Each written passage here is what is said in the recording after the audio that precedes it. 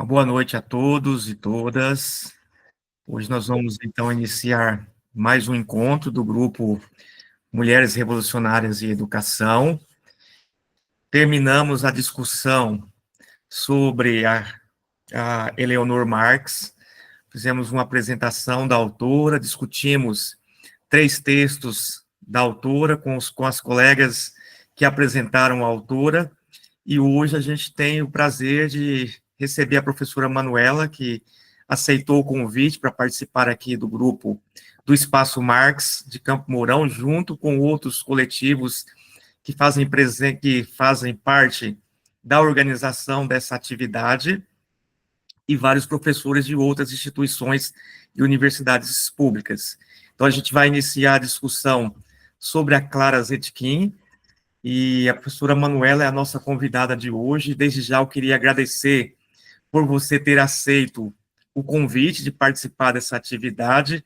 A professora Gláucia, que te indicou, e aí tentamos fazer o convite e deu certo a gente fazer essa atividade no dia de hoje. Então, vou fazer uma breve apresentação da professora Manuela, que terá em torno de uma hora e pouquinho para fazer a sua exposição, e na sequência a gente abre para as discussões, para aqueles que quiserem levantar algum questionamento, para a gente debater essas ideias gerais da autora. Então, a professora Manuela, ela é bacharel e licenciada em História pela Universidade Federal Fluminense, tem mestrado em História pela Universidade Federal do Rio Grande do Sul, especialização em História do século XX pela Universidade de Cândido Mendes, doutorado em Ciências Sociais pela Unicamp, doutorado em História pela Universidade Federal Fluminense. Desde 2018, ela é professora do Instituto de História e do Programa de Pós-Graduação em História da Universidade Federal Fluminense. Concentra suas pesquisas na área de História Agrária, História Econômica, História Social da Propriedade, História Social do Campesinato, tendo como principais objetos de pesquisa os movimentos sociais rurais, sistemas de transmissão de terras, direitos de propriedade de terra, sistemas econômicos não capitalistas e reprodução social de grupos camponeses. Então, essa é uma breve apresentação da professora Manuela, e já passo a palavra, a sequência, para que a professora possa fazer a exposição em torno do nosso tema de hoje, que é Clara Zetkin, Pensamento e Obra, que é uma discussão inicial para que nos próximos encontros nós possamos começar a discutir alguns textos da autora. Então, professora Manuela, passo a palavra e, mais uma vez, agradeço em nome desse coletivo você ter aceito o convite para fazer essa discussão na noite de hoje. Obrigada, professor Osmar. Quer dizer, não sei se é professor, mas Osmar, vou chamar assim? Sim, professor da Universidade Estadual do Paraná. Sim, professor Osmar, então.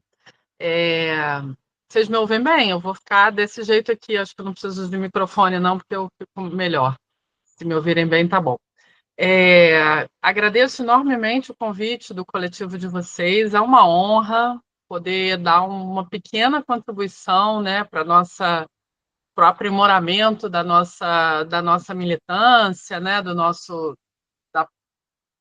nossa reflexão sobre como transformar a sociedade, né, sobre aprender com outras pessoas que dedicaram a vida, né, a transformar a sociedade, né, conhecer esses exemplos. Eu acho que isso também tem um papel que não é só, não é técnico, né, é um papel de memória, da gente reavivar a tradição revolucionária, né, o pensamento revolucionário, e nesse contexto aqui também o pensamento das mulheres, né, das mulheres revolucionárias. Então, eu estou muito, muito honrada, né, pelo convite, muito honrada de poder dar uma pequena contribuição a esse trabalho que vocês já estão fazendo, né, esse curso que já está se encaminhando, né, essas discussões que vocês já estão fazendo. O professor Osmar falou um pouco né, do meu mini currículo Lattes, né? Ele é muito acadêmico, mas só quero deixar assim claro para vocês que isso que eu estou fazendo aqui não tem absolutamente nada a ver com a minha vida acadêmica, né? Isso aqui é uma questão de militância, né? Que a gente faz para além do trabalho, do currículo Lattes, né? Então, isso aqui, a gente começou a a falar e pensar a Clara Zetkin no momento do que a gente chama da ascensão do fascismo no Brasil, né, que foi ali nos anos pré-eleição do Bolsonaro, e início do governo Bolsonaro, tentando entender, né, esse fascismo brasileiro. E aí a gente, no grupo, né, político que eu faço parte, a gente fez meio que uma força-tarefa de quem é que tinha interpretado o fascismo, né, como que a gente vai entender esse fascismo brasileiro, né.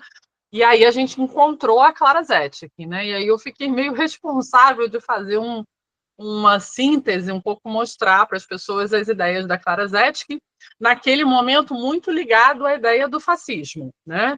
E aí eu já vou dizer para vocês que essa é um pouco a minha limitação, né? Eu não sou especialista da obra da Clara Zetkin, né? E aí eu tenho certeza que vocês vão fazer isso melhor do que eu, né? Eu vou apresentar aqui alguns elementos um pouco da biografia, que eu chamo de biografia militante dela, né? E vou pontuar as discussões nas quais ela deu uma contribuição, né? E aí certamente vocês vão aprofundar os textos melhor, né? Na próxima aula e tal, né? E eu também fiz uma leitura muito focada, né, na questão da luta dela contra o fascismo em ascensão, né? E aí, quem sabe, né, podia fazer essa releitura com outro olhar hoje, né? E aí estava até tentando ter tempo para isso, mas acabei não conseguindo muito. Então vocês me perdoem a minha limitação, né? Se eu não souber aí alguma coisa, enfim, faz parte um pouco da vida atribulada. Mas espero poder dar minha pequena contribuição.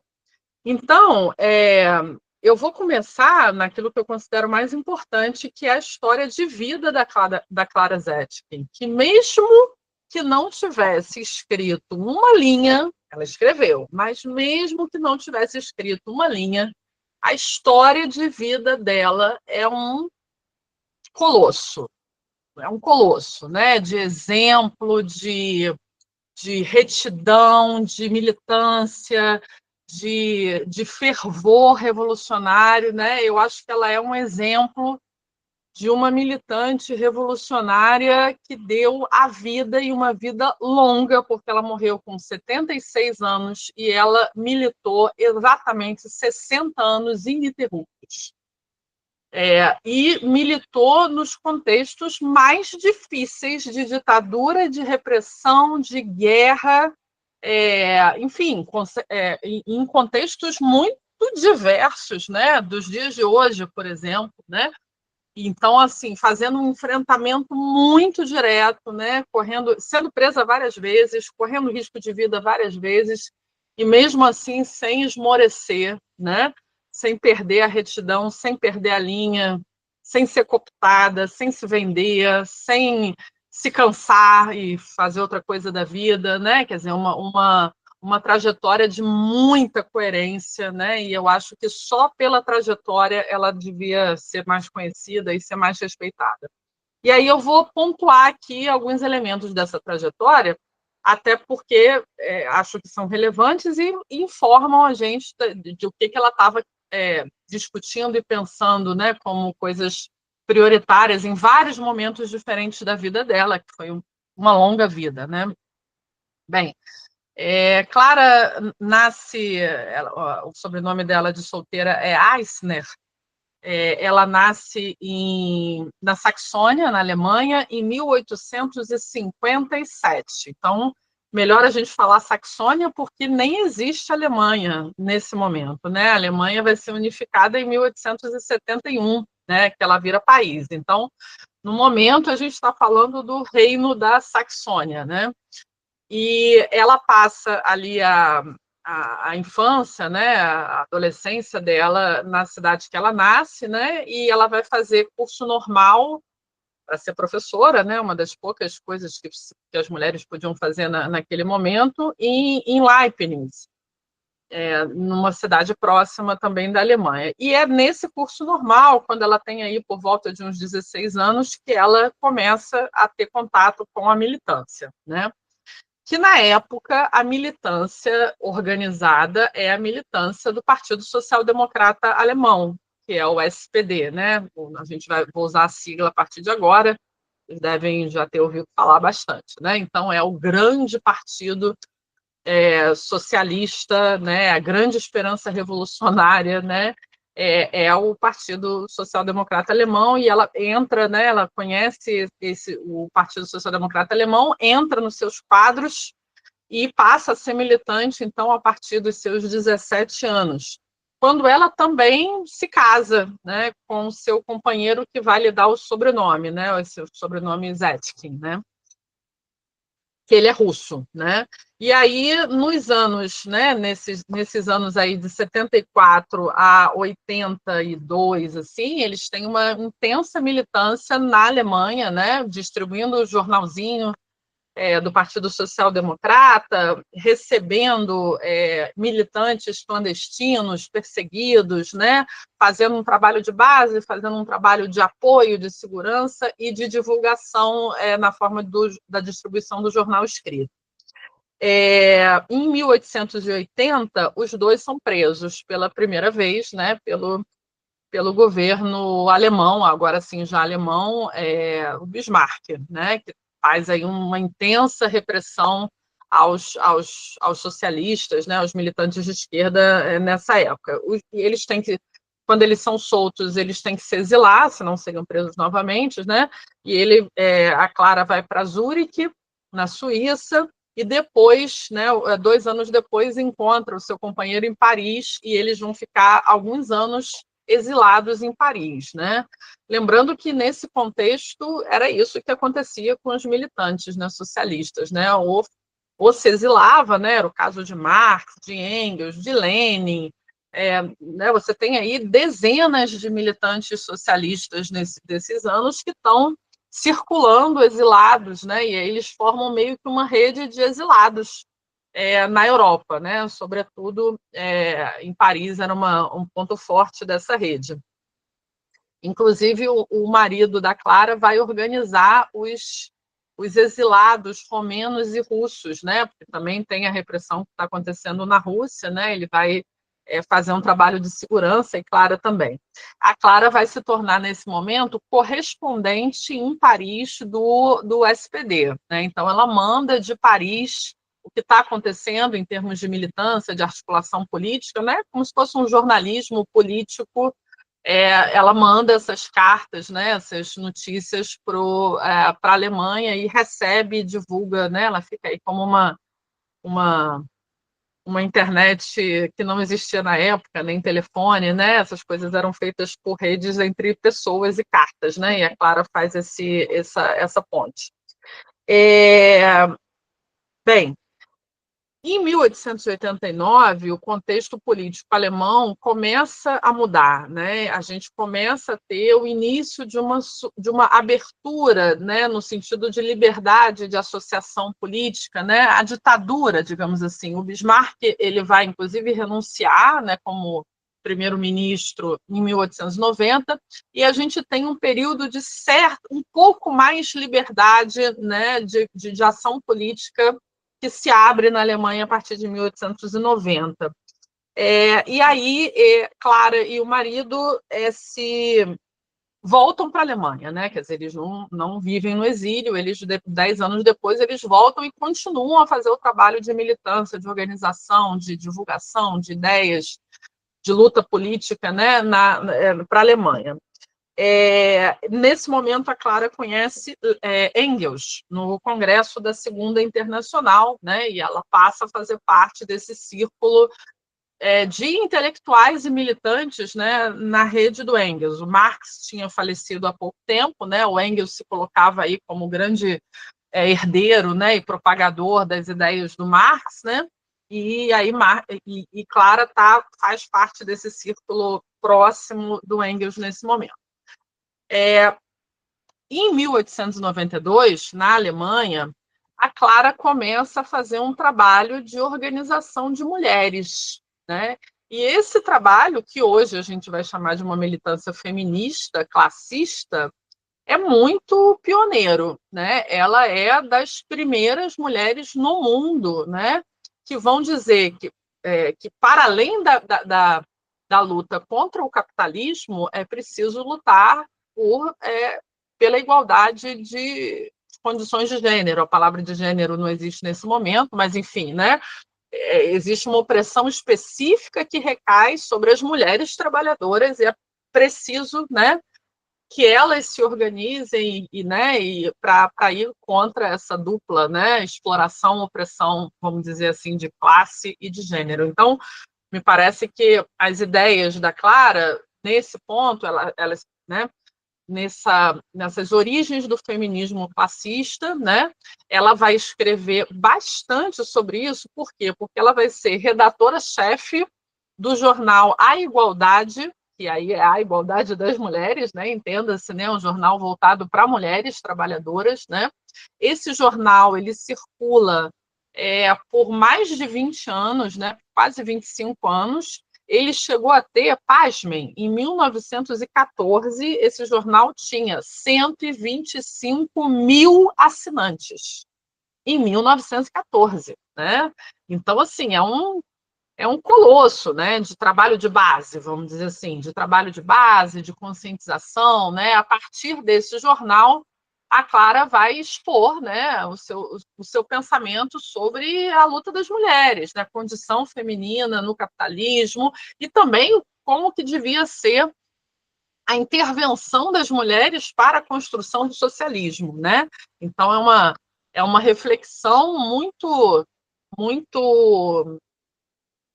muito interessante, uma reflexão no sentido de projeto político e, ao mesmo tempo, trabalho de base, né? Ela nunca deixou de fazer o trabalho com as mulheres. Inclusive, ela vai ser pioneira em criar, dentro da social-democracia alemã, o setor de mulheres. Né? É o primeiro setor de mulheres dentro de um partido, né? De um partido de esquerda fundado por ela. Né?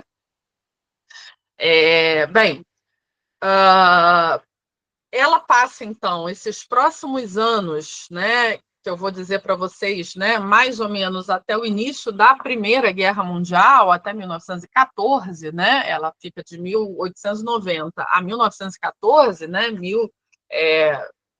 mais de 20 anos, nessa dupla militância, né? Uma militância socialista nos quadros do SPD alemão, né, de base, e ao mesmo tempo a militância e organização e trabalho de base feminista, né? Ela faz isso de maneira muito consistente. Ela vai ser eleita, além de ser redatora-chefe do jornal, além de ser organizadora do setor de mulheres no SPD, ela vai ser eleita secretária internacional do Sindicato dos Alfaiates e Costureiras, porque começa a haver, né, essa preocupação de inserir as mulheres nas direções, né, a dar visibilidade ao trabalho e à ação das mulheres, né? E ela vai ser eleita, e esse cargo é bem interessante, né? Secretária-geral no Congresso Internacional de Mulheres Socialistas, o primeiro deles, que é em 1907. Né? Então, em 1907, já está se pensando uma articulação internacional classista, feminista, de mulheres, né? E a Clara está organizando esse congresso. Em 1910, no 8º Congresso da Internacional Socialista, que vai ser paralelo, vai acontecer junto com a 2ª Conferência Internacional de Mulheres Socialistas, eles acontecem em Copenhague, em 1910, a gente vai ter uma proposta que a Clara defende, junto com Rosa Luxemburgo, de criação do Dia Internacional da Mulher, em 8 de março. E essa proposta é aceita, né? E desde então, um movimento socialista internacional, né, marca o dia 8 de março como Dia Internacional da Mulher, e hoje virou até uma data mais para além da esquerda, né? Virou já uma data meio que no calendário, vamos dizer assim, né?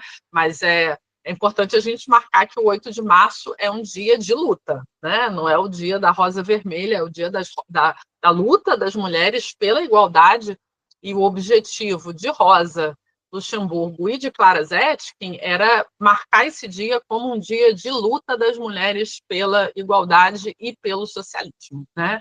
E aí é uma herança, digamos assim, da Clara Zetkin interessante, é o 8 de março. Bem, a partir de 1910, a Europa já está num processo de preparação para a guerra, né? A gente tem uma escalada bélica, né? Os governos nacionais estão comprando armas e se preparando para uma guerra. Isso é muito vivido fortemente na Alemanha, né? A Alemanha vai ser um pivô, né, desse belicismo, desse militarismo, né, dessa incitação para uma guerra, né? Claro, os socialistas vivem isso muito na pele, e isso vai criar, inclusive, um racha, que é um racha também muito importante para a história do movimento socialista, né? Porque às vésperas do início da Segunda Guerra, da Primeira Guerra, em 1914, o Partido Social Democrata Alemão vai se colocar a favor da guerra, né? A gente não é contra, não, quer dizer, a gente não vai fazer guerra, mas se a guerra for declarada, a gente está do lado do nosso governo, né? Assumindo uma postura militarista, belicista, né? E aí, os militantes mais internacionalistas, mais à esquerda, acham esse comprometimento do SPD insustentável, né? Uma postura assim realmente, né, medonha, né? Realmente um descaramento, assim, uma falta completa de senso, né, de classe e de crítica, né, a esse nacionalismo belicista crescente, que não tinha nada a ver com o interesse dos trabalhadores, né? E aí esse grupo sai do SPD, né? E vão criar depois um outro partido, né, que vai ser o Partido Comunista Alemão, né? Nesse grupo que sai Clara Zetkin, e sai Rosa Luxemburgo e mais alguns nomes importantes, né, dos alemães, né, do movimento socialista internacional.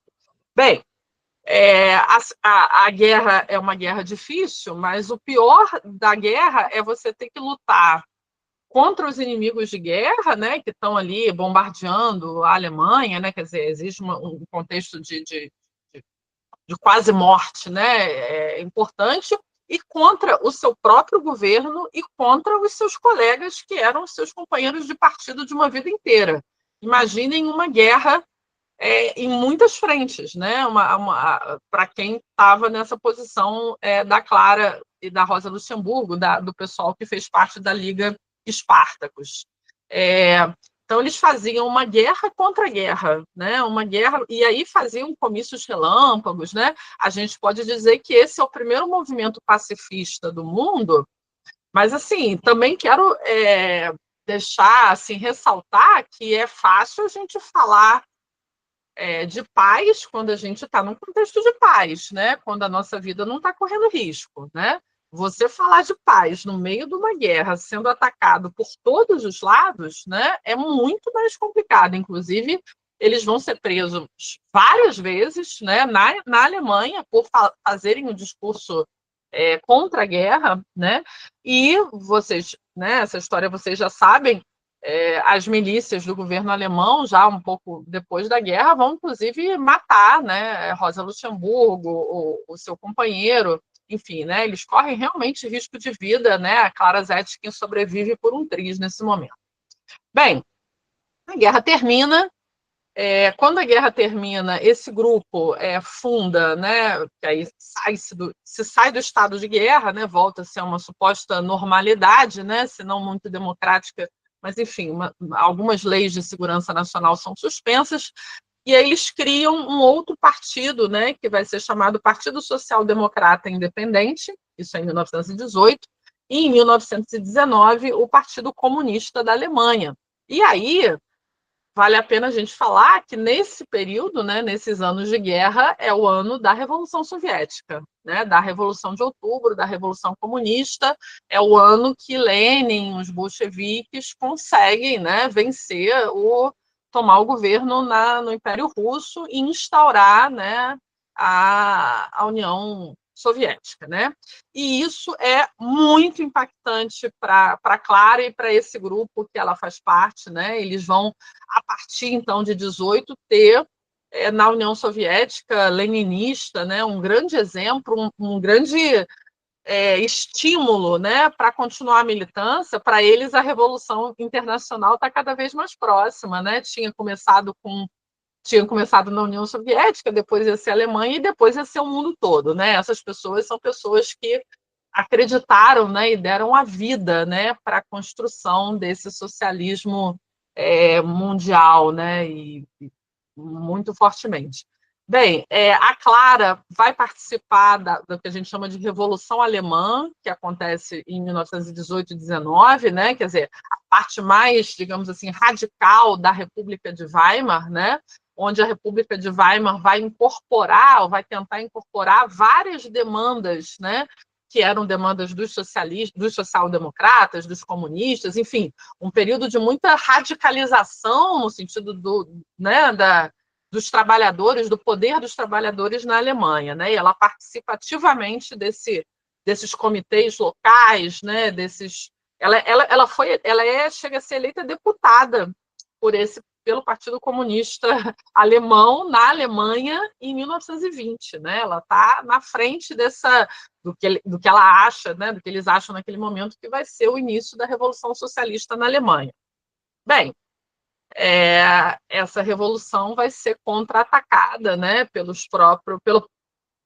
governo alemão, né, que vai se militarizar e vai fazer uma contra-revolução, né, vai fazer uma intensa repressão a todos esses trabalhadores e militantes, né, envolvidos aí nesse processo que eles chamaram de Revolução Alemã, de 18 e 19. E aí, só para vocês terem uma ideia, né, do como que isso foi sangrento, né? Foram 5.000 pessoas executadas na Hungria, 5.000 pessoas executadas na Hungria e 75.000 pessoas presas, só na Hungria. Na Finlândia, foram 10.000 executados e 100.000 presos, né? Veja, nesse ano que Clara, que Rosa e Cal também vão morrer, né, também assassinados, executados por esse terror branco que a gente vai chamar, né? Enfim, se inicia então um período de intensa repressão aos comunistas, né? E agora a gente já pode falar de comunistas na Alemanha. Isso vai fazer com que Clara se exile em Moscou, né? Entendendo aí que Moscou já é o governo socialista, já é comunista, já é o Lenin que está lá, né? E aí a Clara vai pedir asilo a Lenin, né? E vai para Moscou. Ela se muda para Moscou no final de 1919. Bem, e é de Moscou, né, nesse exílio, né? Atenção, pessoal, a Clara já tem mais de 60 anos, né? Ela está indo aí para o seu segundo exílio. É de lá que ela vai tentar entender a ascensão do fascismo, no caso do governo Mussolini na Itália. Ela está em Moscou, né? Ela está em Moscou, mas de Moscou eles vão recebendo notícias, né? Por essas redes de informação, jornais, cartas, né? E a partir, portanto, né, dessas notícias que ela está recebendo, né, ela vai tentar trocar em miúdos, né, digamos assim, para a militância comunista russa, né, no caso agora já soviética, né, para os comunistas leninistas, o que está acontecendo, o que é o fascismo, né, meio que à distância, né, meio que com muita dificuldade, né, de fazer isso de maneira completa, né? E aí eles começam a abrir discussões nos congressos, né, da Internacional Comunista sobre o fascismo, né, o que é o fascismo, o que está acontecendo na Itália, de que lado a gente tem que ficar, né? A gente fica feliz porque o rei foi deposto, a gente fica feliz porque né, uma pessoa antiliberal está indo para o poder, ou não, ou isso representa uma outra coisa. Lembrando para vocês que tanto Mussolini quanto Hitler depois vão se dizer meio socialistas, né? Então a propaganda que eles fazem nesses primeiros anos aí que eles vão ainda, né, se colocar no poder, que eles são anticapitalistas, né? Antiliberais, anticapitalistas. Então isso gera uma certa confusão no entendimento, né, de como que como que a gente se coloca, né? A gente está ou não, né? O que esses caras são, na verdade, e Clara Zetkin vai se colocar essa tarefa de ajudar a entender, né? E aí ela vai fazer, detalhe, isso se faz no Comitê, né, Socialista Comunista Internacional, com Lenin. Lenin falece em janeiro de 24, né, só para a gente não perder, mas ele ainda faz parte dessa discussão que vai acontecer no Congresso de 23, ele já está muito doente, mas ele faz parte. A Clara Zetkin está do lado dele, né? E ela vai apresentar o seu informe sobre o fascismo, que é o livrinho que eu lembro, né? Eu fiz a leitura dele, foi publicado esse aqui, ó, não sei se vocês vão ler algum texto dele, né? Foi a publicação que saiu pela Usina Editorial agora, né, há poucos anos atrás, né? Foi esse texto que a gente discutiu no grupo que eu fazia parte, publicação de 2019, né? Então, esse é o informe sobre o fascismo da Clara Zetkin, produzido em 23. Bem, quando Lenin morre, a situação da Clara fica meio ruim, porque ela não é próxima de Stalin, né? E aí começa toda aquela briga de poder na União Soviética, né? Ela fica meio ali numa posição difícil, ela é exilada, ela não deve voltar porque ela corre risco de vida, mas ela também não fica confortável de ficar em Moscou, né, na posição e vendo as coisas que o Stalin está fazendo. Enfim, ela fica numa posição realmente difícil. Qualquer pessoa com 66 anos, exilada, correndo risco de vida, teria se acomodado ali, né? Vou fingir que eu não estou vendo aqui, né, as coisas que o Stalin está fazendo, né, vou fingir, né, vou ficar aqui no meu canto, né, vou pegar uma aposentadoria, uma licença saúde, e ela não faz isso, né? Ela, em 1927, ela se divorcia do terceiro marido dela, né, já velhinha, né? Ela fica sozinha, né? Ela se exila novamente em Moscou. Ela vai fazer um discurso no parlamento contra Hitler. Na verdade, ela faz o discurso no parlamento contra Hitler. Hitler já está no poder, né? Já está. E aí ela vai fazer o discurso e vai sair correndo, né? Porque se ela ficasse um dia ali, ela teria sido assassinada. E aí ela vai para Moscou e vai militar contra o Stalin, né? Ela vai ser crítica em Moscou à ascensão do Stalin. Então, veja, ela enfrenta Hitler na cara de Hitler e ela enfrenta Stalin na cara de Stalin, né? Olha que mulher raçuda, né? Ela já era uma senhora, né? Com quase 70 anos nesse momento, né? Bem, em 1933 ela falece, né? E ela tem 76 anos nesse momento, né? Ela vive bastante para sua geração, né? Ela realmente gastou todas as suas vidas aí, viveu bastante, e ela hoje está enterrada na Praça Vermelha de Moscou, junto com os grandes militantes, né, dos anos da geração do Lenin, vamos dizer assim. Se a gente puder, então, fazer um resumo aqui da sua trajetória, muito, né, de tudo aqui que eu falei, a gente percebe que Clara militou ininterruptamente dos 16 aos 76 anos, né, até morrer. Né? Ela militou 60 anos sem licença, sem afastamento, né, militou ininterruptamente, enfrentou no meio do olho do furacão, ela enfrentou o furacão, né? Ela enfrentou a guerra, ela enfrentou a repressão, ela enfrentou as milícias alemães, ela enfrentou Hitler, ela enfrentou Stalin, né? E assim, é realmente uma trajetória assim, eu não sei, de uma coragem, de uma coerência assim que eu considero, não tenho nem palavras para descrever para vocês assim a admiração. Ela militou durante muitas décadas no SPD, né, no movimento que a gente vai chamar de movimento socialista alemão, né? E aí é nesse movimento que ela se forma, que ela faz trabalhos, e é nesse movimento que ela vai criar o feminismo dela, né? O feminismo classista, né? Ali que ela vai criar o setor de mulheres, ali que ela vai ser redatora do jornal, que ela vai ser secretária-geral da Associação Internacional de Mulheres. Então, é dentro do movimento socialista que ela cria o seu feminismo, né? Não fora, né?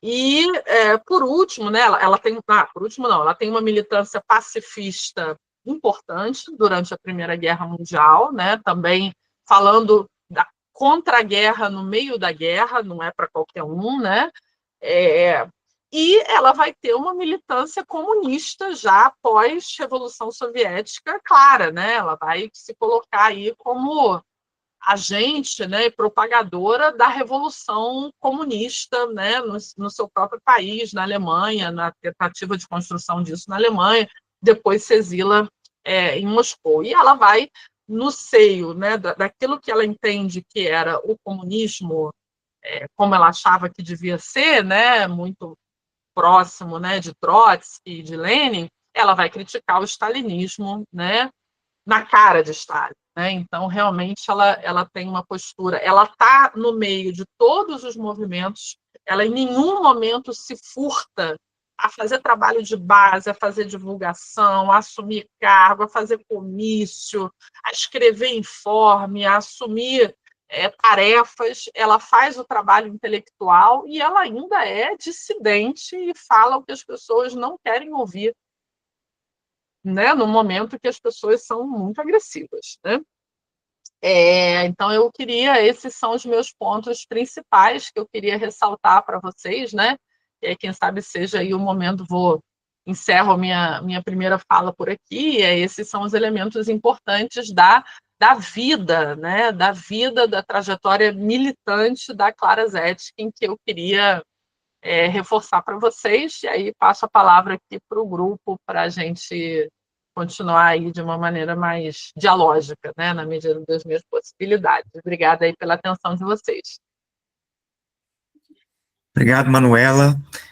Pessoal, então, conforme a gente tem adotado nos nossos encontros, as pessoas que quiserem fazer questionamentos, perguntas, para a gente poder debater um pouquinho mais, levanta a mãozinha e aí dirige a questão diretamente para a professora Manuela, para que a gente possa continuar o nosso debate.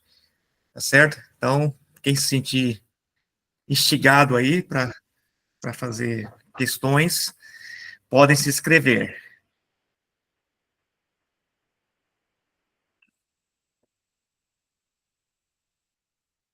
Então, Alberto, já pode fazer a tua questão. Boa noite a todos e todas.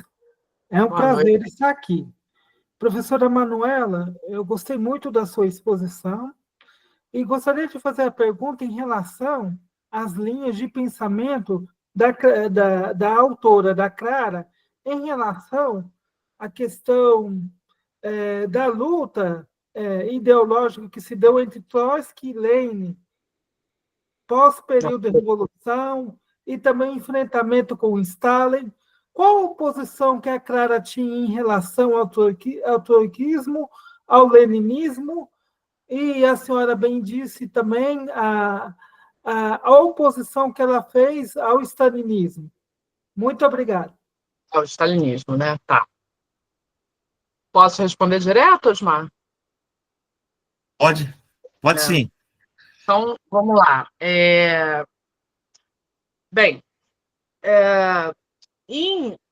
a posição da Clara em relação ao stalinismo, ela vai se consolidar, porque, na verdade, a gente não pode, assim, a palavra stalinismo, né, com esse peso todo, a gente sabe hoje, né, a gente sabe hoje que o Stalin ficou 30 anos no poder e que a gente chama de uma era.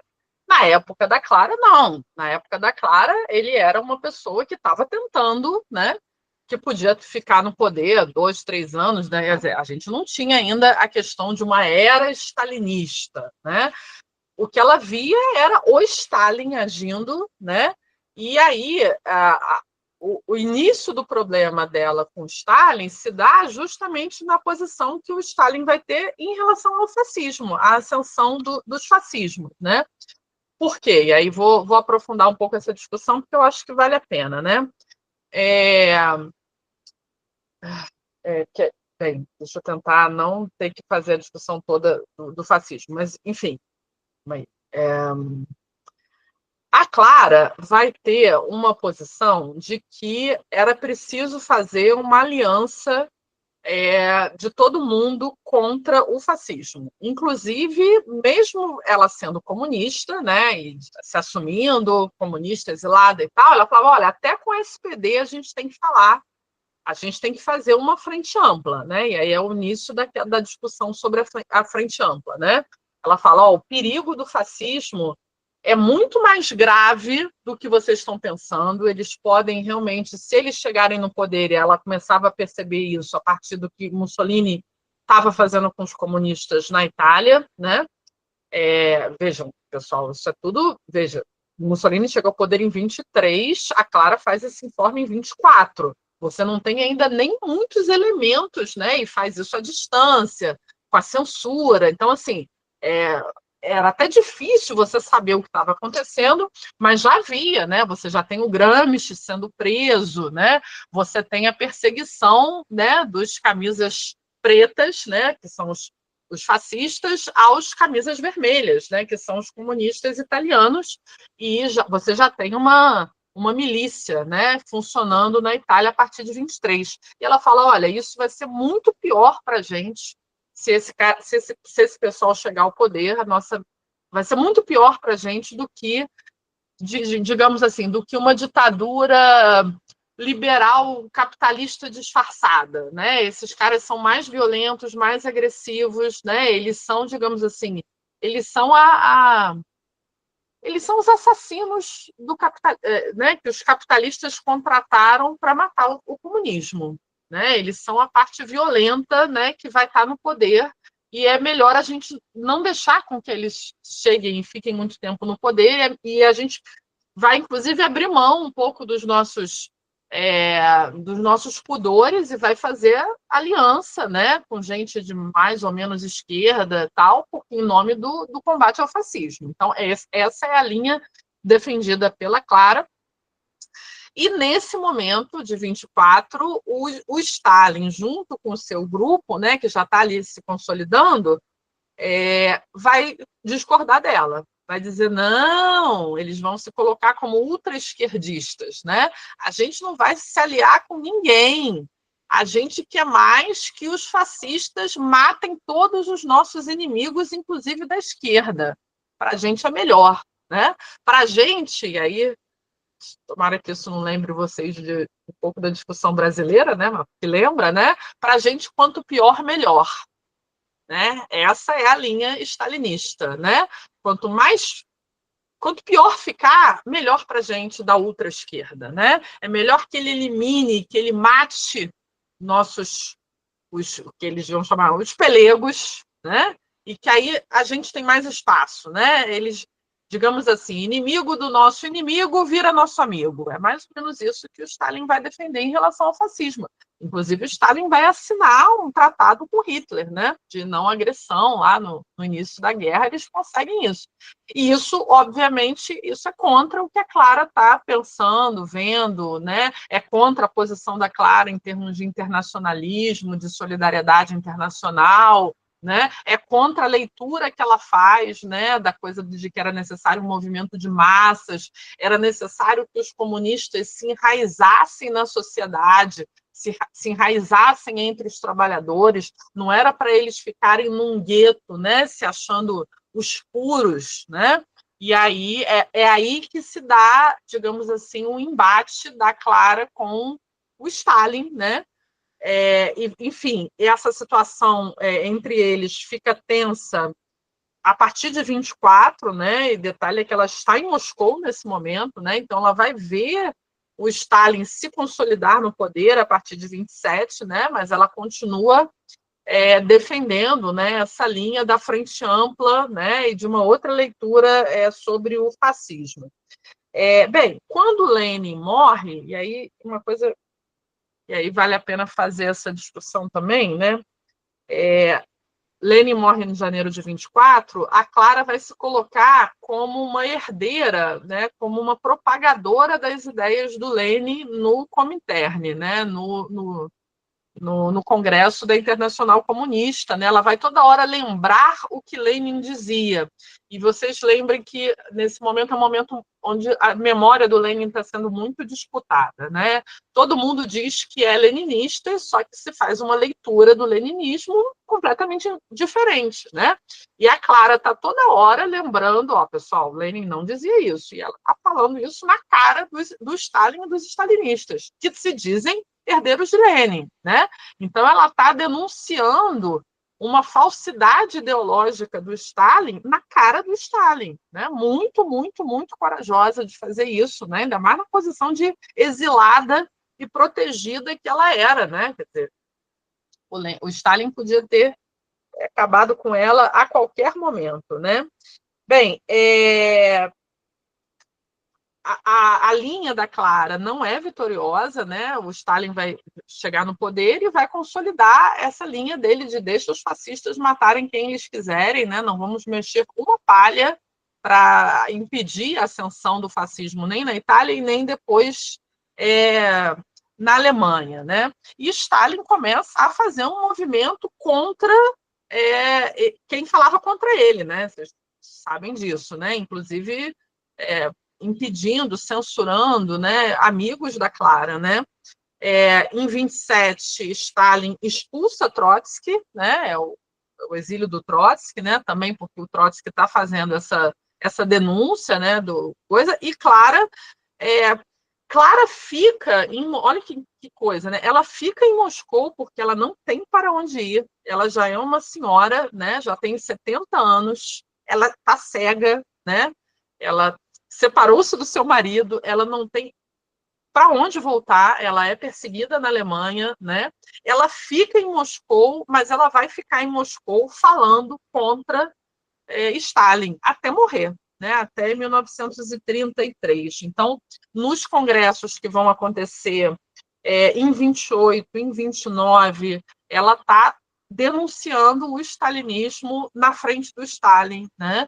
Denunciando aquilo que ele vai tentar construir.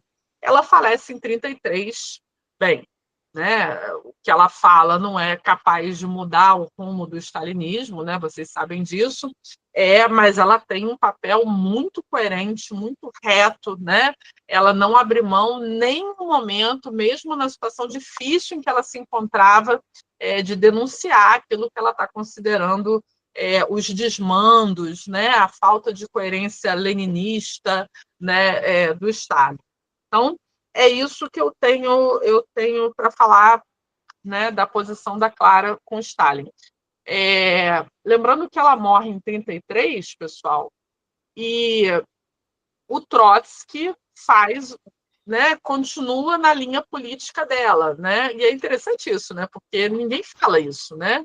Ninguém fala que o Trotsky é um continuador, né? A gente acha, né, o Trotsky como um grande intelectual, que ele está elaborando as ideias contra o stalinismo, né? Mas ele bebe de Clara Zetkin, tanto na avaliação que ele tem sobre o fascismo, quanto na avaliação que ele tem sobre o stalinismo.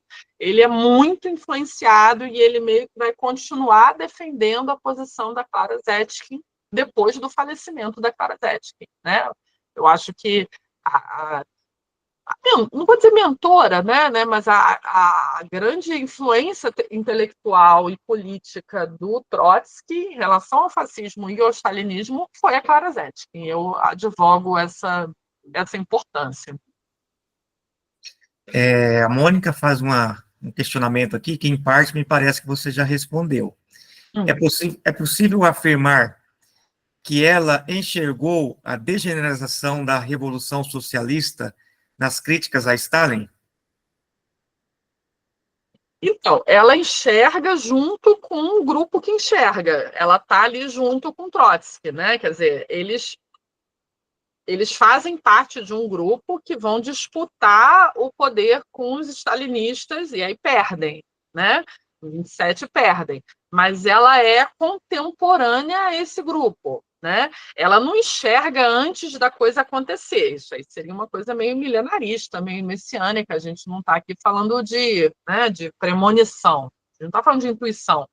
A gente está falando que desde a morte do Stalin, ela tá ali desculpa, desde a morte do Lenin, ela está em Moscou, do lado do Lenin, e ela vê a articulação e vê o que o Stalin faz, e vê a costura política, e vê as jogadas, e ela está denunciando isso desde o início, até morrer. Né? Então, assim, não é uma premonição, ela faz parte do grupo que denuncia o Stalin desde o início da ação do Stalin. Né? Eu acho que não antes, né? Durante. Né? E aí, vou frisar para a Mônica, né? Esse papel dela é meio apagado em relação a essa denúncia histórica, e aí vale a pena a gente dizer, né? Ela não se antecipa, mas ela faz parte do grupo que faz essas denúncias, mas a gente não fala dela. Quando a gente estuda, né? A gente fala de Trotsky, a gente não fala de Clara Zetkin, né? Então, eu acho que só o resgate da ideia disso, né? De dizer que ela fez parte, que ela foi corajosa, que ela escreveu, que ela fez parte do Comintern, eu acho que a gente já está resgatando aí o papel de uma mulher, né? Que foi meio que apagado até na história do movimento revolucionário, vamos dizer assim. Né? Não sei se eu dou conta aí da questão da Mônica. Bom, pessoal, alguém mais quer fazer alguma questão? Enquanto alguém se encoraja aí a levantar mais questões, eu gostaria de levantar um problema e talvez você puder comentar um pouco, Mônica. Quando a gente pensou essa organização aqui dos estudos de algumas mulheres no campo do marxismo, que pauta a questão da revolução, a gente vê o segundo problema, né? Encontrar pessoas que fazem a discussão sobre o pensamento revolucionário partindo das mulheres. Em relação a Clara e outras, há uma ausência, não sei se isso é intencional, né, de não estudos. Na universidade é até compreensível, né? Mas nos partidos políticos, nos movimentos sociais, há uma ausência muito grande de estudos, né, dessas mulheres que tiveram um papel muito importante, né? A Clara, como você ressaltou muito bem aqui, foi uma vida inteira de militância e de coerência na perspectiva revolucionária. Por outro lado, né, a gente vê, né, como você já colocou de alguma forma aí, isso hoje não está presente, esses estudos não são buscados, né, para alavancar a luta, tanto no campo feminista quanto no campo revolucionário. A quem você atribui isso em linhas gerais, né, e que pontos você poderia ressaltar para a gente encaminhar os estudos da Clara no nosso grupo e também fomentar isso em outros espaços, se você pudesse fazer alguma reflexão nesse sentido. Bem, eu vou só fazer a reflexão porque eu acho que a ação vocês já estão fazendo, e eu já tenho que tirar e dar os parabéns, bravíssimos e bravíssimas, vocês que já colocaram essa questão e que já estão se organizando, e já estão lendo, e já estão divulgando, né? Eu tenho apenas que, né, dizer que eu acho que vocês estão no caminho certo, né? Acho que a constatação da Mônica, do coletivo de vocês, é correta. Eu acho que houve um apagamento, né, da trajetória de algumas mulheres socialistas e comunistas, né? E devido a quê? Vocês vão... Eu acho que a gente concorda, devido a um machismo que predomina, inclusive, na esquerda, né? A gente acha que os construtores da história são grandes homens, né? E a gente acha que os construtores da revolução também são grandes homens, né? A gente pode até não dizer isso assim com essas palavras, mas na prática é isso que a gente vai fazendo, né? Quando a gente, desde a primeira internacional, a gente está resgatando a ação de homens, né? A gente faz isso. E sabe uma pequeníssima exceção para Rosa Luxemburgo, né? né, por conta aí do Coletivo Rosa, né, por conta também de uma militância específica que a Rosa acabou suscitando, mas, assim, isso é muito pouco, né, diante das centenas, quem sabe milhares de mulheres que deram maiores ou menores, menores no sentido do tempo, né. Clara é um colosso, né? A Clara é uma militante completa durante 60 anos, a Clara Zetkin. Mas tem outras que fazem outro tipo de trabalho, digamos assim, né? Às vezes por tempo menor, vivem menos, né? Mas que também deveriam ser lembradas, né? E aí não são lembradas, não são editadas, não são lembradas, não são discutidas. E eu acho que isso é uma discussão para as mulheres fazerem dentro dos círculos da esquerda, né? Das editoras, dos grupos de estudo, dos partidos políticos, né? Eu acho que essa é uma tarefa dos coletivos feministas também, resgatar a memória de lutadoras feministas, de lutadoras mulheres, né? Da luta pelo socialismo, pelo comunismo, pela igualdade, né, contra a opressão de gênero. Então, é uma tarefa nossa, a gente vai botar essa tarefa. Quem é que vai assumir essa tarefa, se não formos nós, mulheres feministas classistas, para a esquerda, né? A gente não vai esperar que a direita faça isso. Mas nos círculos da esquerda, eu acho que a gente tem que fazer toda hora essa discussão, né? Quem é que a gente... Quais são as nossas efemérides, quem a gente está lembrando, quem a gente está publicando, editando, relendo, né? Na nossa linha de construção da memória revolucionária, socialista e comunista, quem é que faz parte aqui da nossa linha? Tem certeza que essa linha está completa? Né? E aí eu falei isso muito como historiadora, né? Porque essa coisa do resgate da história, para mim, é uma luta, né? E aí eu acho, mas mesmo quem não é historiador, eu acho que pode fazer isso como militância mesmo, né? E aí eu acho que vai ser assim que a coisa vai acontecer. Vai acontecer igual a Clara Zetkin, ela que botou na discussão, ela como membro do Partido Social Democrata Alemão, vai falar para a direção do Partido Social Democrata Alemão, falta organização das mulheres, falta mulheres na direção, falta ouvir as mulheres, falta falar para as mulheres, né? E aí a gente tem que fazer isso, a gente continua na mesma luta da Clara, né? Eu acho que nós somos, né, herdeiras desse problemão, né? E aí que é esse apagamento da memória das mulheres de luta, né? Das mulheres revolucionárias. E aí é uma tarefa para todas nós, é o que eu acho. E se os Obrigado. homens quiserem ajudar e forem solidários nessa luta, obviamente, muito bem-vindos. Justamente. Por isso que o nosso grupo aqui é um grupo que está buscando estudar o pensamento das mulheres revolucionárias, mas não é um grupo exclusivo de mulheres, apesar, né, que Ótimo. predominantemente aqui são as mulheres que estão participando do grupo. A Cicilessa faz um comentário, percebe-se essa ausência na história das mulheres revolucionárias, cientistas, escritoras, diretoras de cinemas e demais campos. A Mônica, que saiu, também ressalta a questão que as mulheres negras e indígenas também são esquecidas, silenciadas e apagadas nesse processo.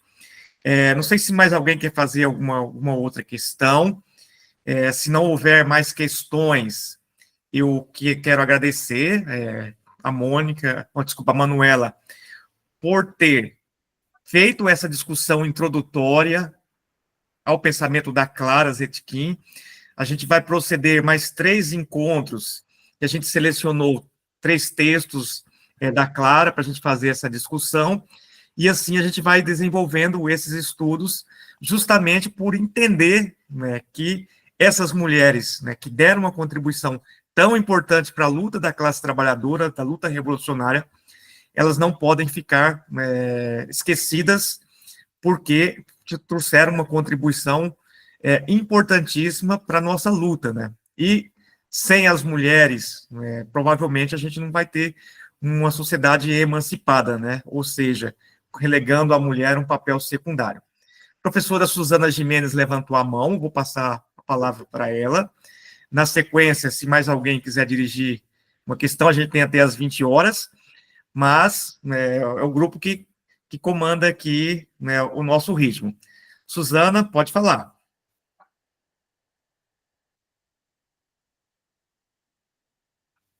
Acho que está sem microfone, Suzana. Não. Eu nunca lembro de ligar esse microfone quando vou falar. Mas, enfim, Manuela, foi uma apresentação excelente, e assim de a gente fazer uma certa meia-culpa, né? Porque nem no campo da pedagogia ela tem escritos, né? A Clara escreveu também sobre educação, né? E a gente passa batido, nunca falamos em Clara Zetkin, né? No campo da educação, nós, educadoras, né? A gente até chega até a Krupskaya, mas a Clara Zetkin, não. Eu mesmo não sei, ainda vou estudar aqui, no contexto desse grupo, quais são as ideias, quais foram as ideias levantadas por ela em relação à educação, né? Sei que ela escreveu muito sobre o fascismo e também escreveu sobre a educação, né? Mas, enfim, eu queria só levantar assim, uma pequena, grande questão, né, que diz respeito ao pacifismo, né? Mais ou menos no começo da sua fala, você falou que ela tinha talvez, né, inaugurado assim, o movimento pacifista internacional. Mas é óbvio que o pacifismo da Clara Zetkin é um pacifismo muito peculiar, né?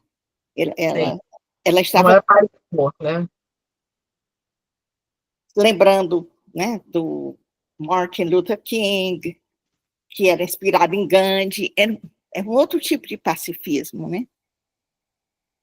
Com todo respeito, né, que a gente deve, né, a essas figuras, eles eram contra a luta dos trabalhadores, né, para a transformação realmente dessa sociedade, né? Eles achavam que o pacifismo deveria realmente predominar ali nas batalhas dele contra a opressão dos trabalhadores. No caso da Clara Zetkin, eu estou levantando essa questão porque é uma ideia muito simpática, o pacifismo, né? A conciliação, e o pacifismo inaugurado pela Clara Zetkin era um pacifismo revolucionário, ela estava sendo contra uma guerra que realmente não tinha nada a ver com os interesses dos trabalhadores. Eu queria levantar esse ponto, se você quiser falar um pouco mais sobre isso, eu acharia interessante.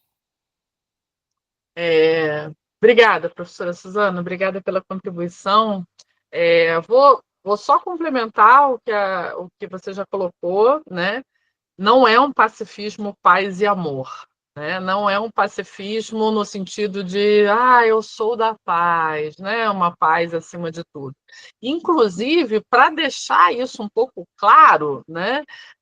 Quando a Clara vai redigir o informe, né, onde isso vai ficar evidente, que é no Congresso das Mulheres Socialistas de 1917, ela vai falar: nós não somos pacifistas, nós estamos em guerra contra a guerra. Né? Ela mesmo sabe digamos assim, dessa apropriação da palavra pacifista que podia gerar essa sensação, né? A gente é paz e amor, a gente não quer se meter com nada, e ela dizia, não, a gente está em guerra contra a guerra. Né? E esse é o mote do Congresso das Mulheres Socialistas, guerra contra a guerra. Né? E elas vão fazer vários movimentos durante a guerra, né, na Alemanha em guerra, né, contra a guerra. E aí o que elas vão falar é exatamente o que a senhora falou, né? Essa guerra não interessa aos trabalhadores. Essa guerra é uma guerra entre potências imperialistas, onde os trabalhadores são a bucha de canhão.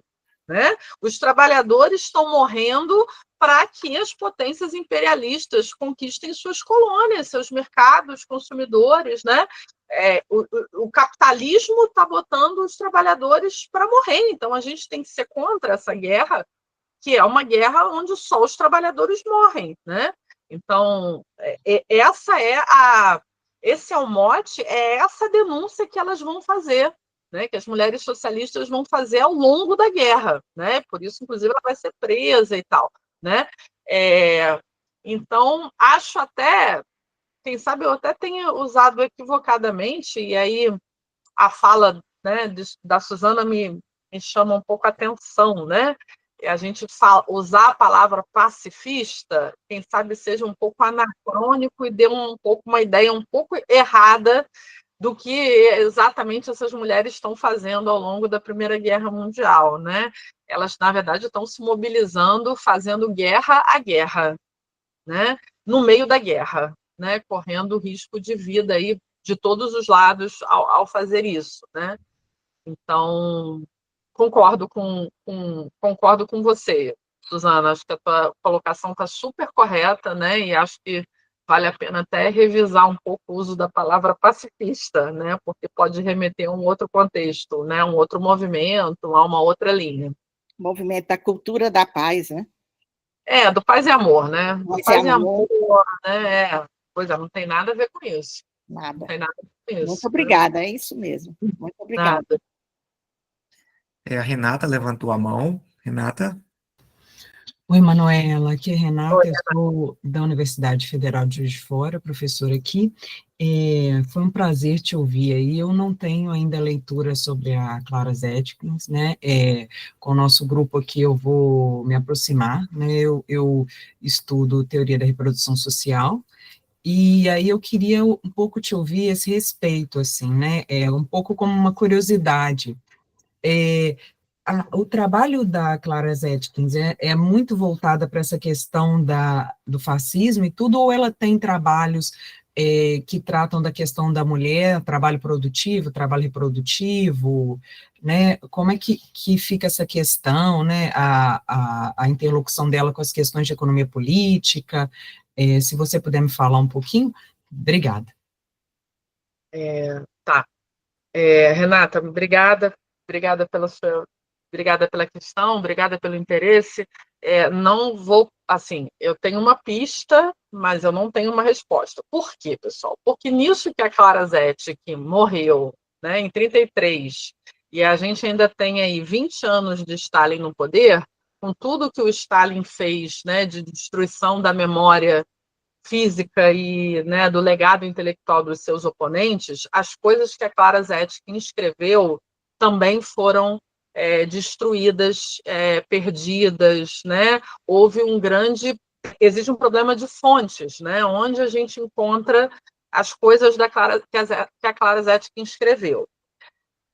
Esse livrinho que foi editado em 2019, né, que eu usei para fazer a discussão sobre o fascismo, me parece, tá, ele é uma tradução de um livro anterior que saiu na Europa.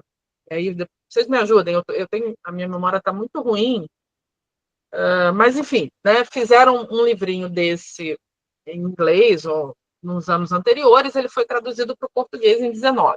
Esse livro que foi produzido em inglês, por que eles chegaram nesses documentos que eles publicaram? Porque o Trotsky tinha, né, remetia a isso, né? Na verdade, foi um pouco digamos assim, do legado deixado pelo Trotsky que a gente encontrou coisas da Clara Zetkin sobre o fascismo, né? Só por isso, né? Se a gente dependesse de encontrar um material deixado por ela, até porque assim ela não publica livro nenhum, né? Ela é uma militante da militância, né? Ela produz coisas, ela produz relatórios e pareceres para serem discutidos nos congressos da Internacional. Essa é a tarefa, é assim que ela se coloca como intelectual, né? Então, ela não tem uma obra, né? Uma obra publicada em livro, né? Diferente de Marx, de Engels, de Lenin, né? Então, essa é uma dificuldade. Aí você me pergunta sobre o que ela pensa sobre as mulheres, sobre a luta das mulheres, a opressão feminina. E aí, obviamente, o conceito, né, a teoria da reprodução social é super recente, né? Ela não trata desse conceito. Ela não trata nem da questão de gênero, né? Até a questão de a gente falar libertação das mulheres, a opressão ela também não usa esses termos. Aí, como é que a gente sabe um pouco do que ela falou em relação às mulheres?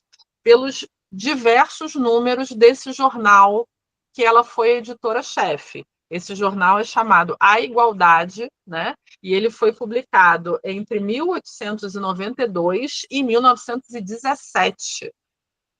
Né, com uma tiragem que às vezes não vinha, enfim, um pouco, né, não era diário, né, mas nesse jornal A Igualdade, a Clara Zetkin era editora-chefe desse jornal, né, e era ali que ela colocava os textos dela, a mensagem que ela queria passar para as mulheres. E aí a gente tem 125 mil assinantes desse jornal em 1914, não é pouca gente, né? Então existe um trabalho aí de difusão de ideias importante. Aí agora você me diga, como que a gente tem acesso a esse jornal? Eu vou dizer para você que hoje eu acho que a gente não tem acesso a esse jornal.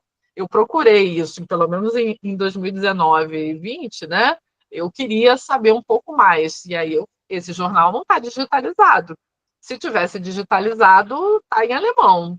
Né? Então, assim, a gente ainda tem que ter um trabalho para chegar nas ideias da Clara Zetkin, e eu acho que a única fonte, né, para as ideias dela no campo do feminismo, da opressão das mulheres, é esse jornal, que é um jornal de circulação, né, reprimido, censurado, né, com todos os problemas da circulação dele. Então, me parece que essa é uma tarefa militante importante, né? Quer dizer, acho que vai dar trabalho a gente chegar e alguém conseguir, né? Merece aí, quem sabe, uma tese de doutorado, uma investigação, né? Um trabalho com fonte primária, quem sabe até inédito, né? Sobre o pensamento feminista da Clara Zetkin. Eu só quero deixar bastante claro, né, que esse jornal é um jornal voltado para mulheres trabalhadoras, militantes e, né, próximas e simpatizantes do Partido Social Democrata Alemão. Então, não é um jornal interseccional. Não é um jornal para mulheres em geral. Né? Então, o que a gente sabe, né, do conteúdo do jornal, né, é que ele tentava toda hora dizer, por um lado, mulheres, entrem no movimento socialista, né, alimentem o movimento revolucionário, fiquem ao lado dos homens, né, na militância, não fiquem em casa, né? O papel doméstico, a gente pode fazer mais que isso, né? A gente também pode ser, e aí a Clara usava muitos exemplos dela, mas, enfim, ela exortava, né, que as mulheres, sobretudo as mulheres, obviamente, casadas e com filhos, né, tentassem superar um pouco os entraves e as dificuldades da casa e dos filhos, né, para se colocarem também na posição de militantes. E aí ela dava umas dicas, né, de como fazer isso. Então, ela fazia denúncia para os homens de que eles tinham que deixar as mulheres entrarem, né, e garantir a participação, a voz das mulheres nos circuitos da esquerda. Ela fazia essa fala para as mulheres que deviam, trabalhadoras, né, quase todas operárias na época, que deviam entrar, né, na militância de esquerda. Então, acho que quando ela fala de igualdade, ela está falando de igualdade na igualdade do direito de militar, né? No direito de estar nos cargos de direção do partido, de ser ouvida nos partidos, né? Eu acho que não é uma liberdade no sentido burguês, né? Do liberalismo, mulheres sejam livres, né? Parem de trabalhar, né? Não é uma liberdade da mulher abstrata, da mulher burguesa, né? É uma liberdade, uma igualdade da mulher militante, da mulher poder ser tão militante quanto os homens do movimento operário. Então, eu acho que é isso, a leitura que eu tenho até hoje me leva, né, para esse campo, que é o campo do feminismo classista, né, e não do feminismo nem liberal e nem esse que a gente chama hoje de interseccional. Né? Então, me parece, essa é a pista que eu acho que a gente poderia seguir, mas eu acho que precisa de uma comprovação de fonte, né, de fonte dos textos dela, né, que eu acho que eu não tenho ainda para te dizer, eu acho que é um trabalho ainda por fazer. Não sei se te ajuda, enfim, é mais compartilhar aí a dúvida, né? Gorete levantou a mão. Sim, boa noite. Boa noite. Agradecer, né, parabenizar e agradecer a Manuela pela fala tão esclarecedora, né? Mas só assim, colocar um pouco do entendimento que eu vou tendo, né, a partir da discussão que a gente fez da Eleanor Marx e agora, né, que vai iniciar da Clara Zetkin, que nesse ponto aí colocado, né, dela ter sido pioneira, por exemplo, em criar dentro do partido um setor de mulheres, de o jornal ser sempre um chamamento, né, das mulheres à luta, até onde eu venho entendendo, né, isso era uma necessidade apresentada para as mulheres que já estavam no movimento, né, revolucionário, era uma necessidade meio que urgente, né, fazer o chamamento das demais mulheres e tentar também fazer esse movimento vamos dizer, de uma tomada de consciência pela crença, né, pela ideia, não era bem a crença, mas pela quase certeza, né, que os revolucionários tinham naquele período, né, de que os militantes, de um modo geral, né, na crença de que a possibilidade do socialismo estava batendo a porta, né, que havia vamos dizer, a revolução estava praticamente ocorrendo, né? Iminente, né? Hã? Iminente. Ia Isso. acontecer a qualquer Ia momento. acontecer a qualquer momento. Daí, né? Qual seria, de fato, o lugar, o papel da mulher, tanto na revolução quanto na própria sociedade sem desigualdade, né? Sem classes social, né? Sociais. Então, a Clara, né? Claro, a Clara, claro, né? A Clara pode ter sido essa mulher, né? E pelo que você falou, foi de fato essa mulher destemida, né? Que enfrentou, né? Tanto os autoritarismos quanto os machismos, né? E toda essa dominação mesmo masculina, né? Porque, veja, o stalinismo, né, não foi uma mulher que, né, o próprio, quer dizer, no caso ela falou que foi que você estudou? Me falhou a memória agora. Que a Clara Zete que mais estudou. Hã? Trotsky, Lenin. Não, a questão dos regimes, né? Do stalinismo, do fascismo, né? Na Itália. Então, ela, claro, ela deve ter sido uma das mulheres, porque pioneiras em algumas iniciativas, né? E provocativa também em outras, mas, claro, eram poucas, mas ela não estava só, né? Então, tem algumas dessas mulheres que a gente até já ouviu falar o nome, que a gente até já leu alguma coisa sobre, e tem outras que a gente vai descobrir à medida que a gente também for tentando estudar as mulheres que foram revolucionárias. Tem algumas que a gente vai descobrir, né? Então, Clara Zetkin é um caso desse. É um caso desses, tem toda a né? razão. É um caso desses, mas, assim, ela foi, né? Que bom, fiquei feliz, eu não sabia, né, dessa influência, dessa referência, na verdade, que ela foi para Trotsky, né? Eu não sabia dessa questão, mas ela foi referência, certamente, apesar, ela não conheceu Marx, né? Não, ela conhece Engels. Engels, né? Não. E foi amiga de Eleanor, não?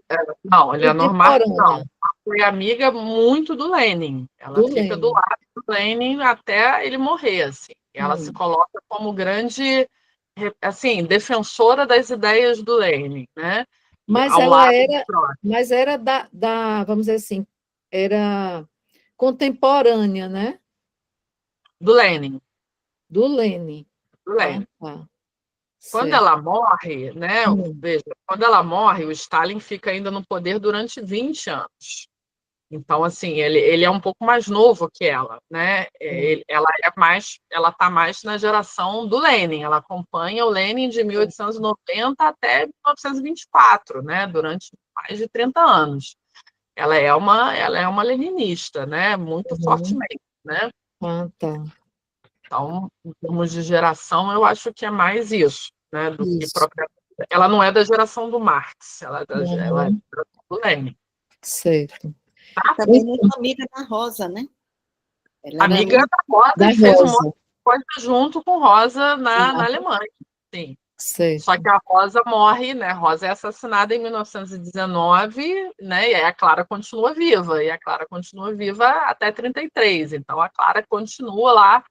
Muito da militância feminista da Rosa é Rosa e Clara, né? Rosa e Clara. Né? E aí, só que aí a Rosa morre antes, né? E ela continua. Uhum. Então é É isso, legal né? posicionar as pessoas na história para saber a relação delas, né? Quem influenciou, eu Exato. acho que essa tarefa é importante, né? Porque às vezes Muito, as pessoas ficam deslocadas dos seus contextos, né? E a gente não exatamente. consegue saber, assim, eu acho que essa situar as pessoas e as suas relações é importante, né? Muito importante. Uhum. Então, é isso, né? Vamos descobrindo, né, essas mulheres e tentando estudar e aprender, né, um pouco com elas, claro que não fazendo nenhuma, né, sim, tentando reproduzir o mesmo, porque o contexto que a gente está é outro, né, mas tentando buscar alguns elementos que também nos fortaleça nessa luta cotidiana, né, que hoje são assim, aparentemente outras demandas, mas na verdade a raiz é a mesma, né? Os fundamentos são os mesmos, né? E daí não tem também como ser superados numa sociedade de classes, né? Então, o socialismo não está assim, a gente não acredita numa revolução batendo a porta, né? Mas a gente sabe que não há outro caminho. Né? Obrigada, Manuela. Concordo com você, e é isso mesmo, camarada, né? Eu acho que a gente tem que pegar a história dessas mulheres para se inspirar, né? Não é para repetir, não é para falar a mesma coisa, não é para endeusar, não é para mitificar, é para se inspirar, né? Uhum. Existem mulheres muito, muito corajosas, muito coerentes, né? E se elas para gente é para servir de inspiração, porque senão a E gente fazer vira justiça histórica, né, Manuela? Fazer justiça histórica. Sim, fazer um pouco de justiça também. Como historiadora, eu acho também muito importante. Exatamente. Bom, pessoal, acho que não tem mais nenhum inscrito. Eu quero agradecer a presença de todos. Daqui 15 dias a gente começa o estudo dos textos da Clara Zetkin, e aí o nosso desafio de buscar compreender um pouco mais a fundo. As contribuições da Manuela foram importantíssimas, porque deu um panorama bem geral de como foi a vida da Clara Zetkin, de toda a militância que essa mulher desempenhou num contexto muito desfavorável. Eu estava lendo aqui agora o prefácio da Maria Lígia, do livro que a Manuela citou aí sobre o fascismo, só para a gente ter uma ideia, em 1864, na Primeira Internacional, as mulheres, nenhuma mulher participou, né, da Primeira Internacional, mesmo com a presença de grandes revolucionários, né, como Marx, né, teve presente. Então, Então, para a gente ter uma noção do quanto era desafiador naquele momento e o quanto ainda é desafiador, né, a presença da mulher e os espaços que a mulher revolucionária ela tem que ter e tem muito a contribuir com a nossa luta da classe trabalhadora. Então, quero agradecer a presença de todos hoje nesse encontro, penso que foi muito importante para nós, para nossas sequências de estudos. Então, agradeço mais uma vez, Manuela, por você ter aceito o convite, né, a gente fez de tudo para ter você aqui nessa noite, por conta mesmo dessa dificuldade, né, a gente começou aí a pesquisar levantamento de pessoas que estudam o pensamento das mulheres revolucionárias, e há uma carência muito grande, né, e acho que é o desafio nosso, né, poder estar trazendo essa discussão, e quiçá, né, desse grupo aqui, a gente possa desenvolver pesquisas para disseminar essas ideias junto à classe trabalhadora. Então, quero passar para você, Manuela, fazer suas considerações finais. Companheiras, camaradas, queridas, muito obrigada pelo espaço, foi uma honra, né, poder dar uma pequena contribuição a esse trabalho que vocês estão fazendo de resgate histórico, de leitura coletiva. Então, assim, parabenizo enormemente o trabalho que vocês estão se colocando, que o coletivo está se colocando, né? Acho que isso é formação de verdade, isso é assim que a gente tem que fazer, né? A gente tem que olhar para dentro e para fora, né? A gente tem que fazer de tudo um pouco, né? E a gente também tem que ler, a gente também tem que discutir, né? Senão a gente fica reproduzindo, às vezes, erros, mitos, chavões, né? Eu acho que a gente tem que ter um papel crítico no campo da reflexão também. Como mulheres, a gente tem que ter um papel crítico até diante, né, do que a esquerda fez, né, com a memória de mulheres revolucionárias, é outra tarefa, né? Então, assim, quero desejar não apenas sorte, mas resistência e força para que vocês continuem nesse processo de estudo, luta, debate, que é um processo difícil, demorado, a gente não tem uma previsão de revolução à vista, né? Mas a gente pode realizar nossas pequenas revoluções nos nossos círculos, né? Naquilo que a gente consegue, né? E eu acho que fazer essa revisão, né, de memória de mulheres revolucionárias é uma revolução nesse nosso contexto. Eu acho que vocês estão se colocando essa tarefa e eu quero só desejar, né, o melhor aí para vocês, que continuem firmes e fortes na tarefa. Eu vou, professor Osmar, se você quiser disponibilizar o meu e-mail para o pessoal, se alguém uma hora quiser trocar alguma ideia, me coloco à disposição, né? Embora nem acho que eu aprendo mais com vocês do que vocês comigo, mas enfim, né? Eu não tenho WhatsApp, não tenho Instagram, não tenho essas coisas nenhuma, mas tenho um e-mail, se alguém quiser conversar, fico à disposição também para contribuir em algum outro momento, né? Mas se por acaso a gente não se vê, eu desejo que o grupo e o coletivo continuem bastante firmes e bastante fortes, seguindo a inspiração da Clara Zetkin. Obrigado, Manuela. Nós que agradecemos a tua disponibilidade e a disposição de contribuir em outros momentos. Então, pessoal, uma boa noite a todos e todas. Boa noite. E até 15 dias a gente se encontra novamente para continuar a discussão da Clara. Um abraço. Boa noite. Boa noite. Boa noite a todos. Boa noite.